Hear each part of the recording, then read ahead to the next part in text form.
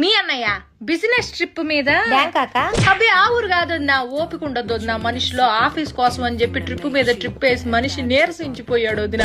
అందుకే ఈ దేశంలోనే అదేదో ఊరమ్మా గోవా వెళ్తున్నాడు ఈ మధ్యన. ఆ ఊరు కంటే ఈ ఊరు ప్రయాణం సులువుట చిటుక్కుమంటూ వెళ్తాడు వదిన. లగేజీ కూడా పెద్దగా ఏం ఉండదు వదిన. రెండు నిక్కర్లు పట్టుకెళ్తాడు. నిక్కర్లు ఏందయ్యా అంటే ఫారినర్లతో మీటింగ్ రాజ్యం మామూలు విషయం కాదు, ఫ్యాషన్ గా ఉండాలంటాడు. ఫ్యాషన్ అని అల్లాడిపోతా ఉంటాడు మనిషి. ఆ ఊరు వెళ్ళేటప్పటికి ఒక్కసారి కూడా ఫోన్ కలవదు వదిన. ఎప్పుడు చూసినా స్విచ్ ఆఫ్ అని వస్తుంది. ఏందండి స్విచ్ ఆఫ్ అంటే?